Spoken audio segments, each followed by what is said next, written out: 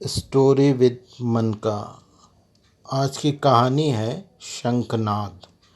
यह कहानी एक पिता जो काफ़ी शान और शौकत के साथ अपना जीवन निर्वाह करता है तथा अपने नालायक बेटे को अपना जीवन बर्बाद करते हुए देखता है तो काफ़ी चिंता में रहता है।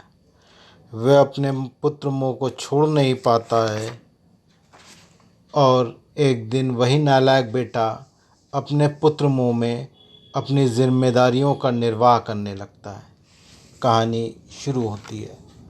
भानु चौधरी अपने गांव के मुखिया थे। गांव में उनका बड़ा मान था।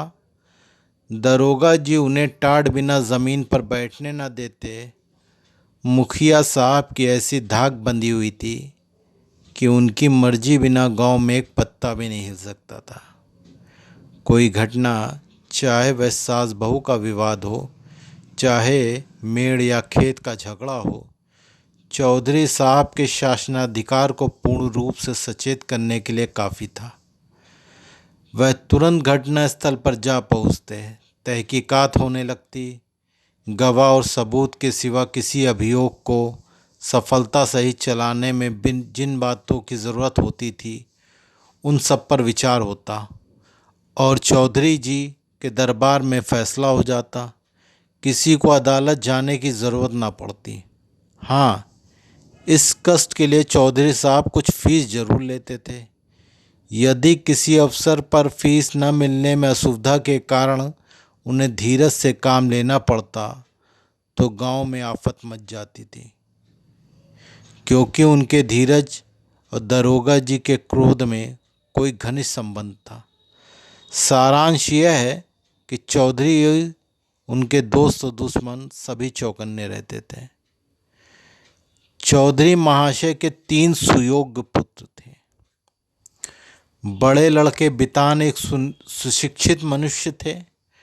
डाकिये के रजिस्ट्रार पर दस्तखत कर लेते थे। बड़े अनुभवी, बड़े मर्मज्ञ, बड़े नीति कुशल। मिर्जई की जगह कमीज पहनते, कभी कदार सिगरेट भी पीते, जिससे उनका गौरव बढ़ता था।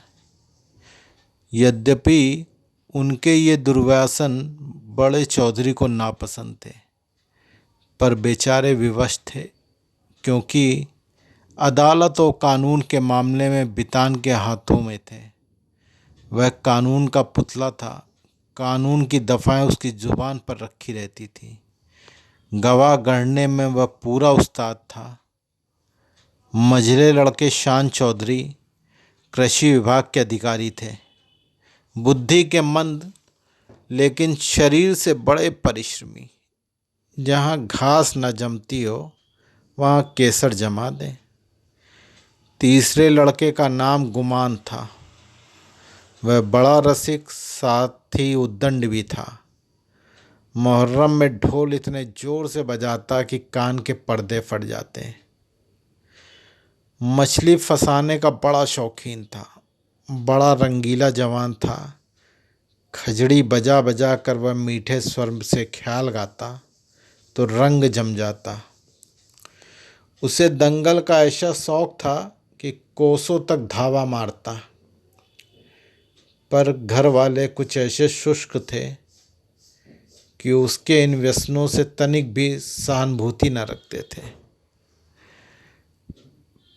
पिता और भाइयों ने तो उसे ऊसर खेत समझ रखा था।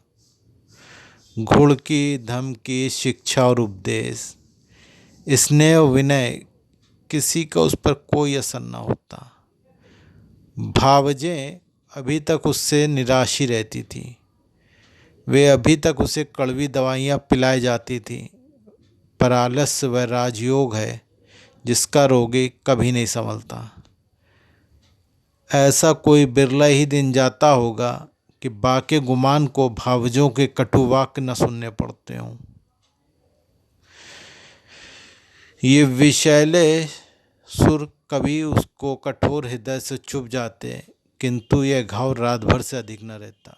भोर होते ही थकान के साथ ही यह पीड़ा भी शांत हो जाती। तड़के हुए उसने हाथ मुंह धोया, बंसी उठाई और तालाब की ओर चल खड़ा हुआ। भावजे फूलों की वर्षा किया करती, बूढ़े चौधरी पैतरे बदलते रहते और भाई लोग तीखी निगाह से देखा करते। पर अपनी धुन का पूरा बांका गुमान उन लोगों के बीच ऐसे अकड़ता चला जाता जैसे कोई मस्त हाथी कुत्तों के बीच से निकल जाता हो। उसे सुमार्ग पर लाने के लिए क्या क्या उपाय नहीं किए। बाप समझाता, बेटा ऐसी राह न चलो जिससे तुम्हें भी दो पैसे मिले और गृहस्थी का भी निर्वाह हो।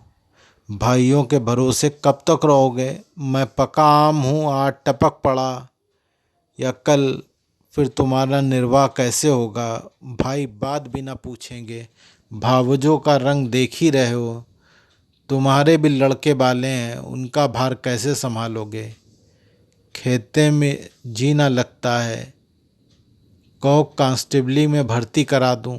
बाका गुमान खड़ा खड़ा सब सुनता, लेकिन पत्थर का देवता था, कभी न पसीजता। इन महाशय के अत्याचार का दंड उनकी स्त्री बेचारी को भोगना पड़ता था। मेहनत के घर के जितने काम होते वो उसी के सिर थोप जाते। उपले पाती, कुएं से पानी लाती, आटा पिसाती, तिस पर भी जेठानियाँ सीधे मुंह बात न करती, वाक बाणों से छेदा करती। एक बार जब वह पति से कई दिन रूठी रही तो बाके गुमान कुछ नरम हुए। बाप से जाकर बोले, मुझे कोई दुकान खुलवा दीजिए। चौधरी ने परमात्मा को धन्यवाद दिया, फूले ना समाए। कई सौ रुपए लगा करके कपड़े की दुकान खुला दी।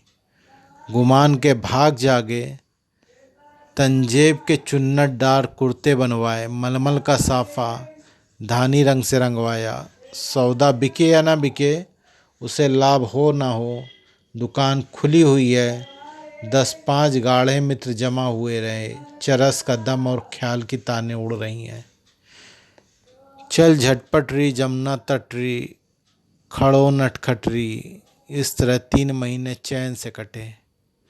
बाके गुमान ने खूब दिल खोल कर अरमान निकाले, यहाँ तक कि सारी लागत लाभ हो गई। टाट के टुकड़े के सिवा और कुछ न बचा। बूढ़े चौधरी कुएं में गिरने चले। भावजों ने घोर आनंदोलन मचाया।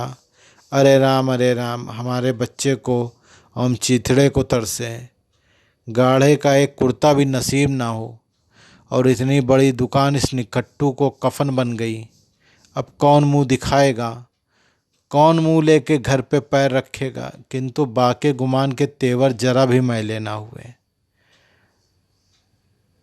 वही ठाट लिए अंदर आए। मैं सारे दिन पसीना बहाऊं, मुझे नैन सुख को कुर्ता भी ना मिले। ये अपाहिज सारे दिन चारपाई तोड़े और ये ठन बन ठन कर निकले। ऐसे वस्त तो शायद मुझे अपने ब्याह में भी ना मिले होंगे। मीठे शान के हृदय में भी कुछ ऐसी विचार उठते। अंत में यह जलन न सही गई और अग्नि भड़की तो एक दिन कानूनदा बितान की पत्नी गुमान के सारे कपड़े उठा लाई और उन पर मिट्टी का तेल उड़ेल कर आग लगा दी। ज्वाला उठी, सारे कपड़े देखते देखते जलकर राख हो गए। गुमान रोते थे, दोनों भाई खड़े होकर तमाशा देखते हैं। बूढ़े चौधरी ने दृश्य देखा और सिर पीट लिया। ये देशाग्नि है, घर को जला करके ही तभी बुझेगी।